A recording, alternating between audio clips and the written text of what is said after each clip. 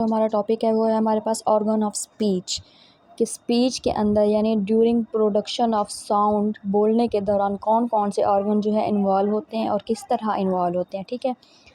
The term organ of speech refers to those part of human body which are concerned in various ways with the production of speech. मतलब वो organ of speech या जिस्म के वो अज़ा जो कहाँ use होते हैं प्रोडक्शन ऑफ स्पीच के अंदर बोलने के दौरान।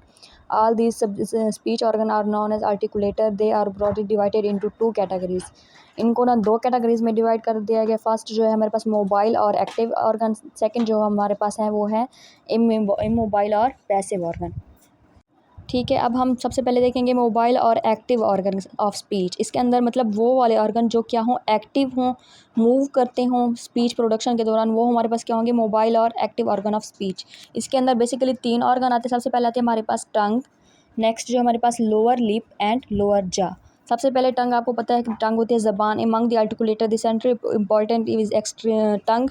It is extremely flexible and mobile. ये क्या होता है, फ्लेक्सिबल होती है, मतलब मूव कर सकते हैं हर डायरेक्शन में। It show an amazing range of adjustment and movement in articulation. The tongue has been divided into apex, tip, blade, front, back, dorsum and root. मतलब टंग जो है ना, हमारी जो ज़बान है उसको मुख्तलिफ पार्ट्स में डिवाइड कर दिया गया है। देखें, सबसे पहले जो हमारे पास ये वाला टंग का जो हिस्सा होगा इसे बोलते हैं टिप, इस वाले को ब्लेड, फ्रंट, और लास्ट वाली जो होती है ना उसे क्या बोलते हैं, बैक, डॉर्सम, और ये वाला जो हिस्सा होता है इसे बोलते हैं रूट। ये है हमारे पास एक टंग का स्ट्रक्चर।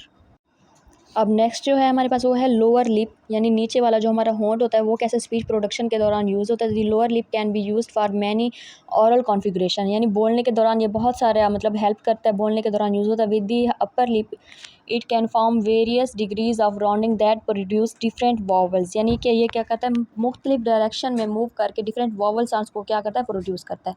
उसके बाद लोअर जा, जा बोलते हैं जबड़े को, यानी जो नीचे वाला जो जबड़ा होता है वो किस तरह मूव करता है, यूज़ होता है।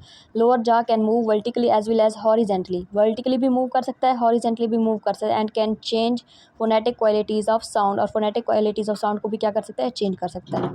ये थे हमारे पास मोबाइल और एक्टिव ऑर्गन। अब नेक्स्ट जो हमारे पास है वो है इमोबाइल और पैसिव ऑर्गन। मतलब ऐसे ऑर्गन ऑफ बॉडी, मतलब ऐसे ऑर्गन होंगे हमारे बॉडी के जो मूव तो नहीं करते लेकिन प्रोडक्शन ऑफ साउंड के दौरान यूज़ होते हैं। These organ mostly located in upper part of the mouth, mouth का जो ऊपर वाला हिस्सा होता है उसके अंदर होता है, जिसके अंदर क्या क्या जाता है, beginning in the front of upper lip आ गया, अपर टीथ, गम रिज और alveolum, hard palate, soft palate, just behind the hard palate and the back wall of throat.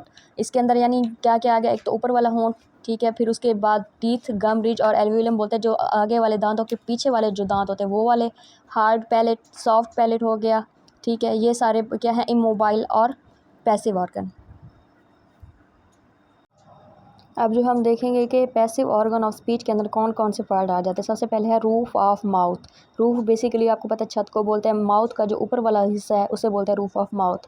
The roof of mouth is dome shaped, hard and bony. एक dome shaped में है, hard है और bony है।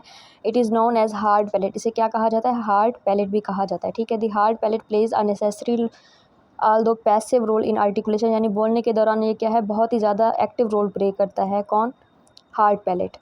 उसके बाद next हमारे पास जो है दिबोनी, ये वाली लाइन करेंगे आप लोग। दी hard palate terminate into soft palate. Hard palate जहाँ पे ख़त्म होता है वहाँ से क्या शुरू होता है, soft palate which is muscular. This is also called velum और व्यूलम। इसे क्या बोला जाता है, व्यूलम भी बोला जाता है। ठीक है, उसके बाद नेक्स्ट हमारे पास जो आएगा पार्ट अपर लिप, ऊपर वाला होंठ जो होता है upper lip. Through upper lip it is not rigid organ, rigid organ नहीं है, कैन बी मूव कर सकते हैं in speech production. It is used as mobile articulator rather the lower lip reads up create various constrictions within it, therefore it is classified as passive articulator. ये कौन सा articulator है, passive articulator है। ठीक है, इसके अंदर क्या है, ये इसे मोबाइल आर्टिकुलेटर के तौर पे यूज़ नहीं होता, रिजिड भी नहीं है, मूव भी कर सकता है स्पीच प्रोडक्शन के दौरान। नेक्स्ट जो हमारे पास है अपर टीथ, जो ऊपर वाला दांत जो होते हैं हमारे पास वो upper teeth. The row of upper teeth function as passive articulator. ये मतलब एक्टिव आर्टिकुलेटर के तौर पे काम नहीं करते, पैसिव आर्टिकुलेटर के तौर पे काम करते हैं।